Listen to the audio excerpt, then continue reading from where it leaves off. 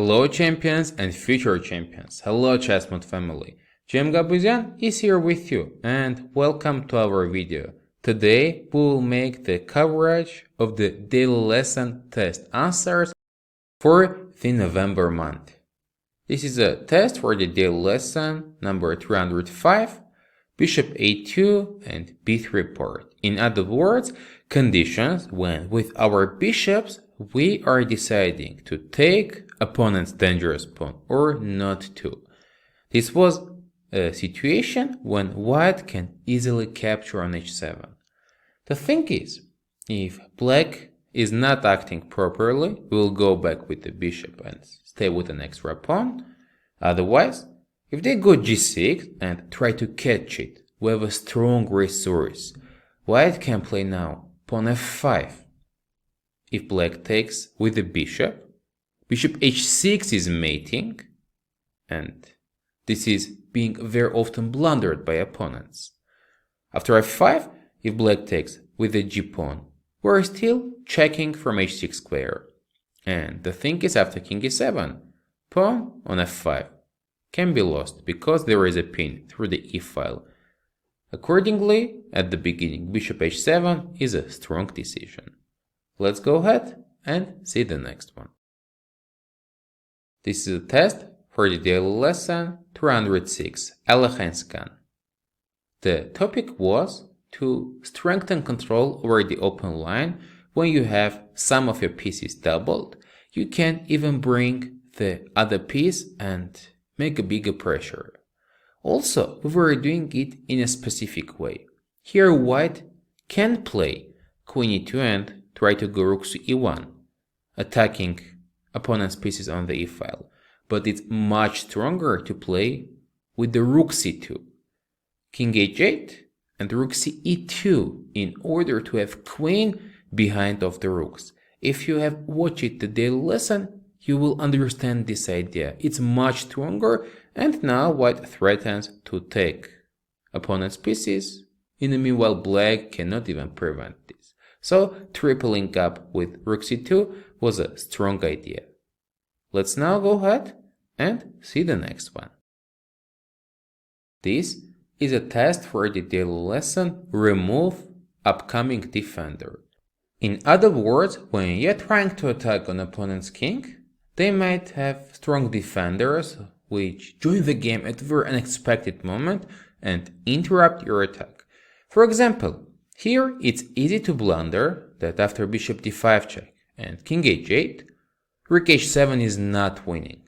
We may think that king takes and rook h1 is mating, but not at all. Rook from h6 goes to h6 square. Our attack is gone and black has a huge material advantage. For this reason, after king h8 move, white is supposed to destroy opponent's rook with the queen. Black cannot take back. If they don't do so, we have a huge material advantage, but if they take it, rook h7 mates. The reason is, after king takes back, rook h1, and black king cannot go anywhere. Pawn and bishop are controlling all of the squares on the g file. Bishop h4 and rook takes h4, checkmate. This is a very important skill to notice if opponent has any hidden resources to defend. Preventing them and mating will be a very pleasant outcome of being careful. Let's now go ahead and see the next one. This is a test for the daily lesson weak square. And now it's white to move. Let me mention that this position is from the game of strong world champion Robert Fischer against Bolbochan Giulio, and you can find this game in our commented classical games course in Middlegame Mastery. Here, white wants to put the knight on d5, but the issue is that opponent also has a defender. We don't want our knights to be exchanged. Instead of this, white is going to capture on b6. After queen takes, playing knight to d5. Now after queen d8, we're getting a monster piece in a central outpost, blocking these pawns, controlling a lot of important territory, and this knight will be a good support for attack on opponent's king. Here Fischer played f4 and eventually won this game. So creating a square in the center and exchanging the defender is a very nice technique. Now let's go ahead and see the next position. This is a test for the daily lesson Paralyzing Knights. In other words, when knights are standing next to each other, how strong they can be and which kind of damage they can make for opponent's position. At the moment, White's playing knight g5 move, attacking pawn on h7. Black cannot go pawn h6 because after knight e4, White's winning back the pawn, and after pawn takes and queen e4, we have a better structure, strong knight and isolated pawn. Also, after knight g5, knight f6 is not a great option, because here we are getting paralyzing knights with knight e6 move. After rook fb8, take a look at opponent rooks. They are stuck at the corner of the board. Our two knights are perfectly limiting all of their moves. On top of this pressure, here with queen g5, White starts creating decisive threats against opponent's king. What we can learn out of this one, that knights next to each other are playing extremely strong and controlling a lot of territory. Let's go ahead and see the next one.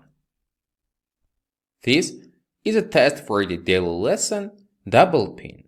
Now black has an extra bishop and the pawn, but our pieces are located very well for the attack. There are a lot of pinning chances here, and White has a beautiful tactic. Bishop takes g6, rook takes back, and queen d6. Bishop is pinned on the 8th rank, this rook is pinned on the g file. For this reason, black cannot take our queen. At the same time, we are attacking on opponent's rook and the bishop. If black now goes king h7, trying to escape from the tempos, we capture queen f8. The thing is, queen h8 is a checkmate threat, and after rook g3, we're mating with queen h8, king g6, rook a6, and after king f7, rook f6. King e7 is being mated with queen f8 move. Let me also mention that after rook a6 check, if black goes to f5 square, queen e5 is the mating move again. With the beautiful double pin idea at this position, queen d6 occurs and it's a beautiful winning continuation. Let's go ahead and see the next one. This is a test for the daily lesson Endgame Asset, and it's about advanced pawn on a3, which very often can become a strong passed pawn. Now White wants to go bishop c4 and bishop e3, keeping these pawns safe. But unfortunately for them, it's our move and black is on time to play b3. Now capturing with the a pawn loses immediately because of a2 move and we promote. Also, it loses if White captures with the c pawn. Black goes knight b4, capturing on a2 square, removing the knight back to b4 or c3 squares, and again advancing the pawn. White cannot do anything against this idea.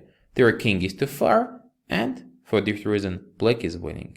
Having such a strong pawn is a very important and valuable endgame asset. Let's go ahead and see the next one. This is a test for the daily lesson. Grab the isolated pawn. We always learn that we need to block this pawn, try to pressure it, but the daily lesson was about if you have enough resources, try to immediately take it and you will have a material advantage. Here, White can play bishop e2, and after rook a8, bishop to f3. Now we want to take, for example, if black goes something like b5, we have more attackers. We have 4 versus 3, so bishop d5, knight d5, rook d5, and after exchanging the rooks, White is clearly staying with an extra pawn. Queen takes and rook d5. If after bishop f3, black goes knight d4, trying to close this diagonal, they are also losing one defender from the f6. So again, we have more attackers. White can take rook d5, and queen takes. The way of protecting pawn after bishop f3 with rook e5 move fails because now the 8th rank is too much weakened and white can continue with pawn c4 move. Black cannot take back with the pawn because of rook d8 check. Otherwise, after c4, we have now 5 attackers, and again we are going to win pawn on d5 square. So we figured out that if there is a chance, grabbing and taking the isolated pawn is a nice strategy. Let's now go ahead and see the next one. This is a test for the daily lesson, strong blockader bishop d3. In other words, in opposite colored bishops conditions, one of the bishops can be really good. At the moment, if it's white to move, they will be super happy to play d6, even losing the pawn, but first of all activating the other one on the long diagonal. Also, capturing on d6 is not that simple. White has the resource of bishop e7 move. Our queen now is distracted and bishop on d6 will be under attack. In order to avoid all of this, at the beginning black goes bishop d6. Now there are no pawns in front of our bishop. Meanwhile, white one is always limited because of d5. Black can play h5 and h4, creating some game against opponent's king. Also, we can try to play on the other side using pawn majority, b5, c4, and for all of these reasons, bishop on d6 is much stronger than opponent's bishop on f3 square. Now let's go ahead and see the next one. This is a test for the daily lesson push h pawn. In other words, when you control open line with your heavy pieces, often opponent create some defensive ideas. And in order to use important entry squares, lonely rooks are not enough. Here, black's gonna create a pawn support, and they are playing a4 with the idea of a3 move and getting access to b2 square. Pawn a3 for white is not possible, since there is bishop b3 move and we're winning the exchange. Otherwise, after a4, white can play c4 and now a3. What's the thing? After rook d2 d2 we go rook a to b8. We want to put our rook on b2 square. It creates a lot of pressure for white pieces. At the same time, they cannot take. We'll capture back with the pawn and get a super strong passed pawn. For this reason, advancing the pawn in order to have heavy pieces is a very nice strategy and sometimes can be a very strong idea. Now let's go ahead and we'll see another example. This is a test for the daily lesson Penrose attack. It's white to move and we have very strong pawns with chances to push on opponent's king. But we need to do it carefully. If now white plays pawn f5, suddenly we're leaving a very strong square for opponent's knights. They can play knight d to e5 or knight c to e5, blocking this bishop on the long diagonal. And using the outpost, black will create a very successful defense. From the daily lesson, we know the trick of sacrificing pawn with e5, but after pawn takes, going f5. Now black no longer has this important square.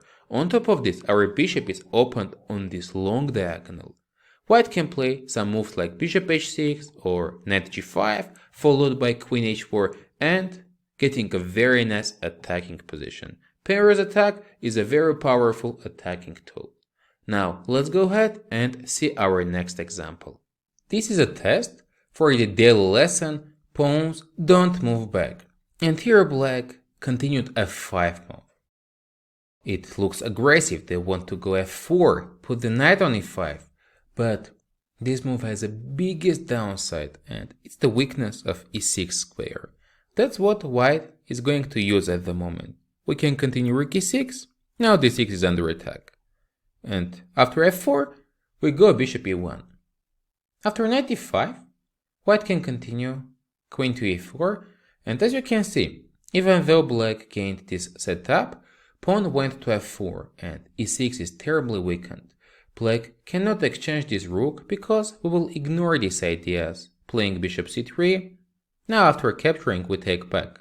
The line will be opened, we get this pawn, we are pressuring on opponent's knight. As well, after queen e4, either way white wants to go bishop to c3, pressure on opponent's knight on e5, and due to rook on e6, we have a big control over the open e file.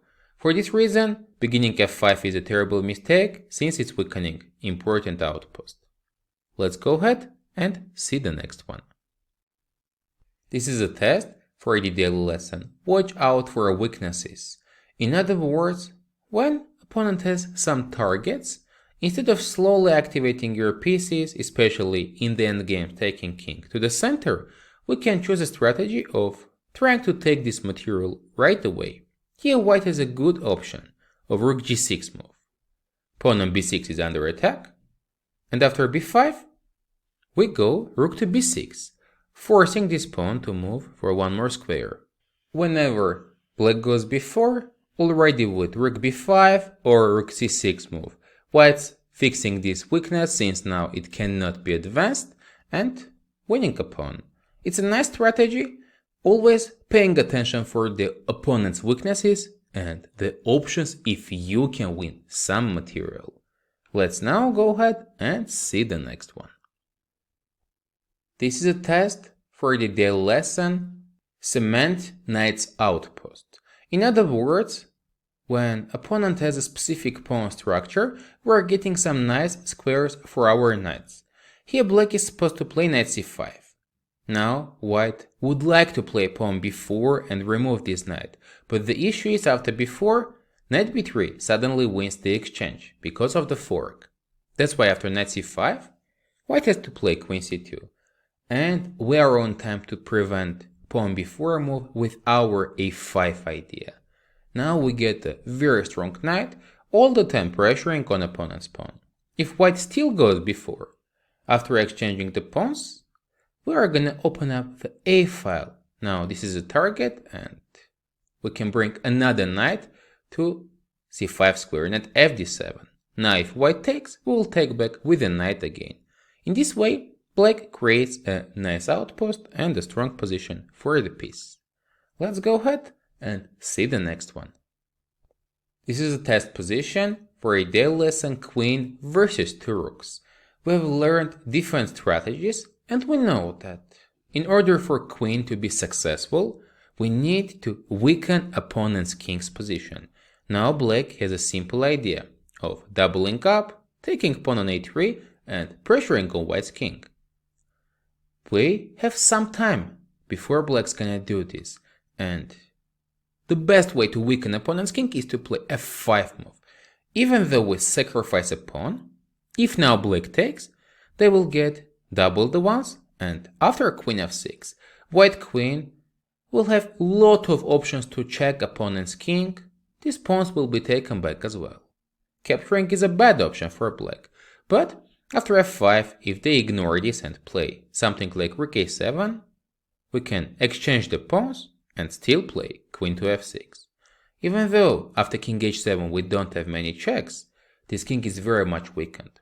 The 7th rank advanced pawns, and they will not have options with their two rooks pressure against our king and kingside pawns. All the time we will find a lot of options for perpetual checks. For this reason, beginning f5 is a strong idea. On top of that, white now continues opening up opponent's king and goes pawn to g4, sacrificing another one for a few seconds and opening up the h file as well. After pawn takes and queen h4 checks, black king will already never escape from the checks.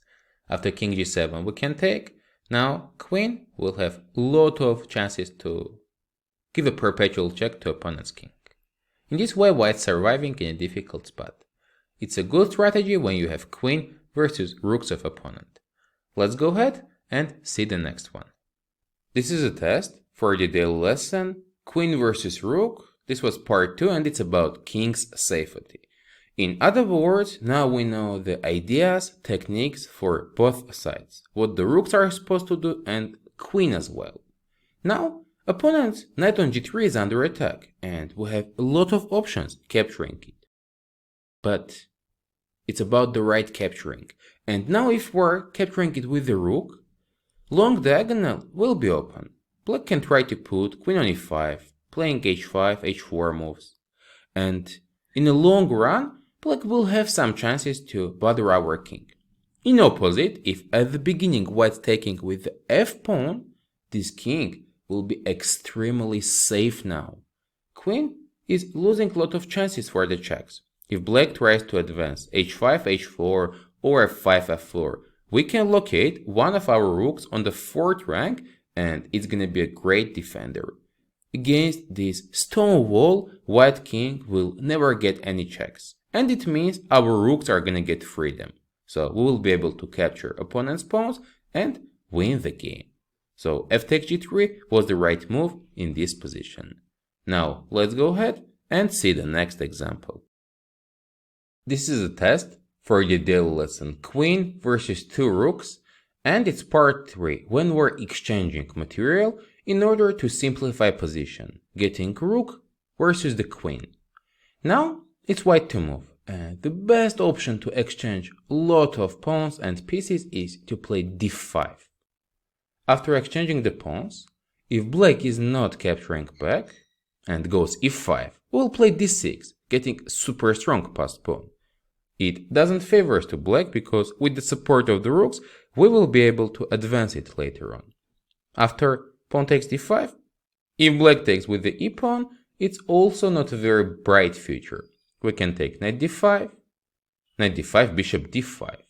Now, if black wants to keep the knight, we can locate our bishop on c4 and pressure on f7 pawn, followed by support of our rooks. It's gonna be decisive. Otherwise, after bishop d5, if black takes with the knight and rook d5, we get the desired position, exchanged everything, and now with 2 rooks, we will plan to pressure on b7 pawn, getting an passed pawn on the queen side. This will be a very good position for white and a lot of winning chances. So this was the strategy in part 3. Now let's go ahead and see the next one. This is test for a daily lesson, Queen versus 2 Rooks and attack. In other words, part 4, when we're discussing how to play these positions in the middle game. Usually, 2 Rooks versus the Queen are considered to be better. But in these conditions, when there's a lot of play in front of us and middle game position, side with the Queen has an idea of attacking on opponent's king. White here implements a very nice strategy, pushing the pawns with g4, let's say knight bd7, trying to exchange the strong knight, and h4 moves. We want to advance, open up the board, and opponent king will be in trouble. So pushing the pawns and getting a kingside attack was the right answer. Now let's go ahead and see the next one. This is a test for the daily lesson Power of f6 pawn. It's white to move. As you can see, we have space advantage, and the right idea is to play g5 with the tempo attacking on opponent's knight. And after knight d7, pawn f6. What's the thing? After bishop f8, white gets a huge space advantage. f6 is a monster pawn. It's blocking all of black pieces, none of them can join to kingside defend. It gives a large space advantage. Due to this, white can continue pawn h4, open up the h file and checkmate opponent's king. Because of this pawn, black will not be able to bring the pieces for the defense, or they have to capture on f6, but it's gonna be leading to huge material losses. For this reason, creating f6 pawn in total is a great strategy and a very big asset when you're attacking. Now, let's go ahead and see the next one. This is a test for the daily lesson Find Unexpected Moves. Here it's white to move. As we can see, we have a strong pawn on a6, and as well, black bishop on c6 doesn't have much squares. b7, d5 are under control, and if we find a nice option to attack it, we may be winning a piece. The issue with b5 move is the following, that black can capture our queen on b3 at the first, and after we take back, bishop b5 wins the pawn.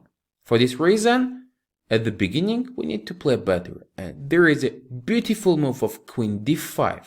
Now, this bishop on c6 is under attack.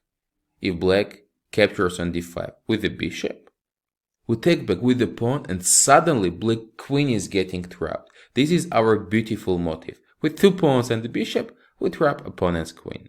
Now if black play e4, trying to attack our bishop and getting an escape square, we take on d7, and after pawn takes f3, we take the piece on d7 again, so we're staying with an extra one. Otherwise, white is winning. Also after queen d5, black cannot capture back with the queen, because pawn takes, and now this bishop is being trapped. Bishop b5 and c4 wins the piece. For this reason, the beginning beautiful move wins bishop on c6 square. Now let's go ahead and see the next one. This is a test for the daily lesson 3 pawns versus the piece, and our goal was to evaluate knight f7 check here. So black captures the piece and we take on e6. This is a great choice for white. Black has to play rook f8, and now we take another pawn on d5 square. We have central connected pawn chain. After some e4, d5 or a5 moves, we will have 3 pawns advancing in the middle of the board. Also, we have a good control over the f-file and strong pieces nearby, since black will not have many good options of blockading our pawn chain. We're going to advance and have a great position. After knight d5, rook f8. Rook f8? We can take with the bishop and there is nothing wrong about it. But if you remember, we're trying to exchange some pieces and potential blockaders of our pawns. After trading off the queens and now capturing back with the bishop, followed by e4, our pawns are going to be advanced very far and white has a huge advantage. Now let's go ahead and we will see the next one.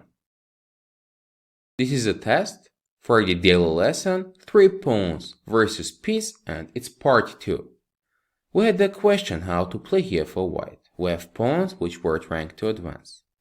We can protect our pawns on e4 and c3 with queen d3 move. But in such a position with an open board, we'll be very happy to trade off the queens, and the strongest move is queen to d4. Now, black has to capture, because if they try to play king f6, we can play pawn g5 check. Queen is under a pin, so they cannot take. As well, if they take with the king, we are capturing this queen for free.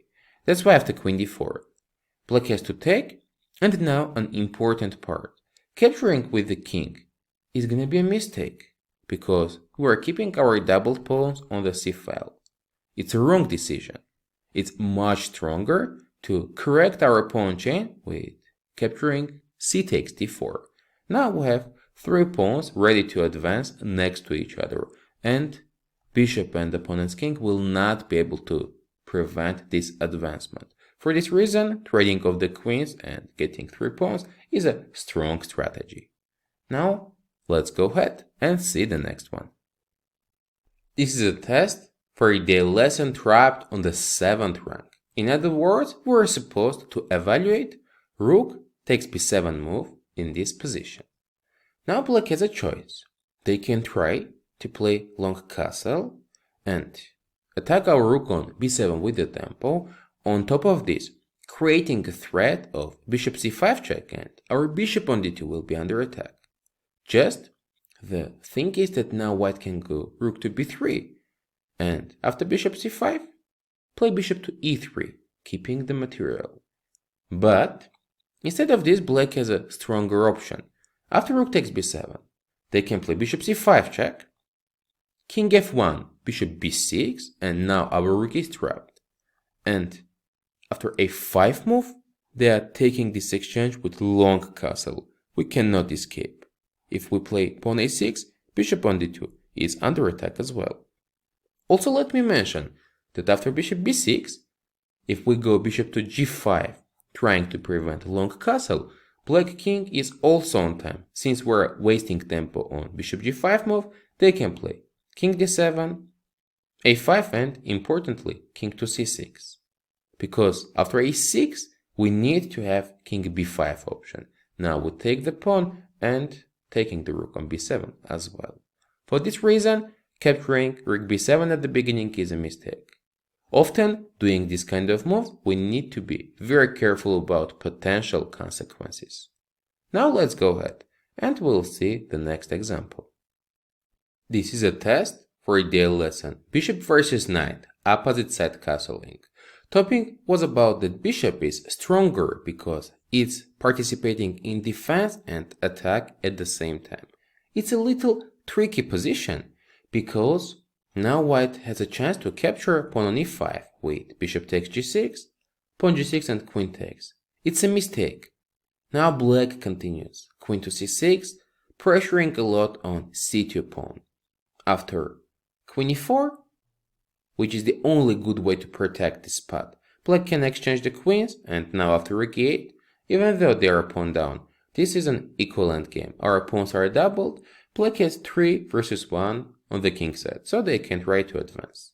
We don't need this for the white, and at the beginning, it's much stronger to play queen g4, spotting rook on c8 and threatening queen h5, trying to pressure through the h-file using power of this bishop, in defense and in attack, at the same time. So, keeping the bishop was the right choice. Now, let's go ahead and see the next one. This is a test for the daily lesson, power of h6 pawn. In other words, pawn next to opponent's king. This time, it will be pawn on h3. With a check, we're locating pawn on an important square. Now, after king g1, any kind of check through the first rank can be decisive. We need to get access, and strong move here is to exchange the defenders. Rook on d2 can be a potential defender of the first rank, and now it also covers the d-file. We go rook d8, and we have a threat of queen d1 with the checkmate. After exchanging the rooks, white will have a lot of troubles. Now they need to protect the threat of queen d1 and a strong move of queen d5, creating threats of queen g2 checkmate. For this reason, pawn on h3 is a very powerful asset. Now let's go ahead and see the next one. This is a test for a daily lesson, enter from 8th rank. In other words, 8th rank for white and 1st rank for black.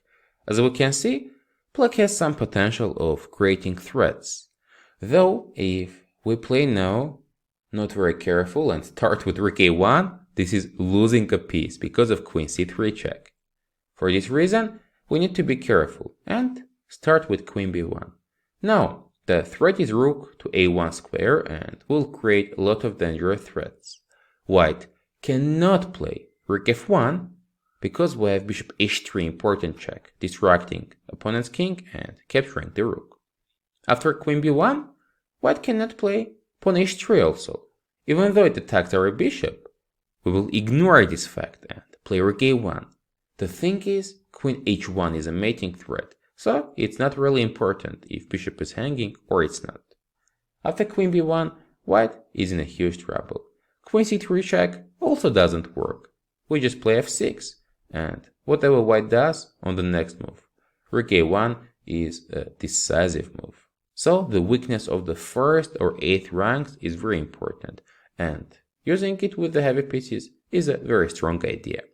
Now let's go ahead and see the next one. This is a test for a daily lesson, strategy against bad bishop. As we can see here, white has 2 pieces. Bishop on e2 is a terrible piece, blocked by their own pawns, and bishop on e3 is a good one. So, if we exchange this bishop on e3 and keep the other one, it very much favors to black. There is a strong and typical idea for these Morrissey pawn structures. Black plays bishop b2 move, attacking on the rook with a tempo, and after rook d1, bishop a3. Since there is a king on g1 and rook on f2, we are planning to play bishop c5 on the next move, no matter what, exchanging this bishop and leaving a bad one for opponent. This is a strong strategy against pair of the bishops. Now, let's go ahead and see the next one. This is a test for the daily lesson, a defensive monster. Now white has a huge pressure on our g7 pawn and total on our king side.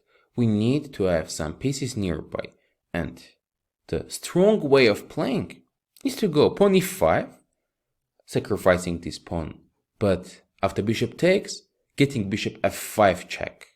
White has to go to a1, and now bishop g6.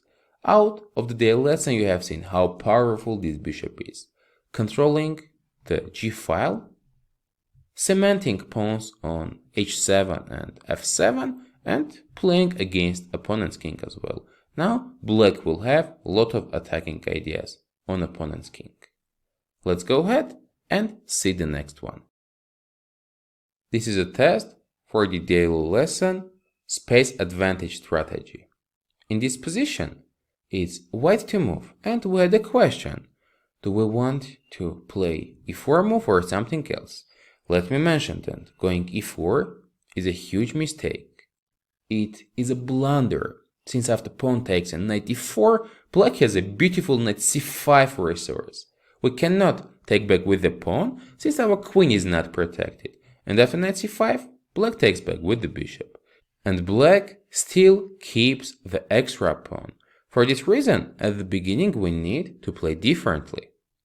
We want to use our powerful pawn on c5 and its influence on the queen side, playing b4, a4 and planning the game with b5 move, opening up the line, getting extra space, rook fb1, and a very good game.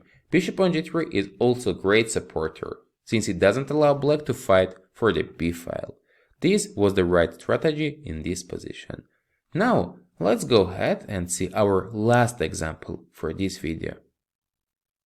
This is a test for the daily lesson, an expected tactical pattern. And question was the following. If it's good for black now to capture pawn on e5. The thing is that after knight e5, queen g7 and queen f6, white has bishop h6 move. As you have seen from the daily lesson, black cannot capture this bishop and cannot capture the queen because the rook will be lost. Also, white threatens to take on f6 and play bishop g7. But black here has a defensive move. This is knight to d7. And already bishop on h6 is under attack. Black wants to take knight h6 since the queen is protected. As well, if after queen f6 and knight gf6, white continues bishop g7, knight on f6 is safe as well. So black goes rook to g8 and nothing is lost. For this reason, at the beginning, capturing knight e5 was a right choice this time. As I have said, this was our last example and we finished our daily lesson test coverage for the November month. GM Gabuzyan was here with you. Thank you for your subscriptions, likes and sharing this video with your friends. We appreciate it a lot. I will see you next time during our next daily lessons.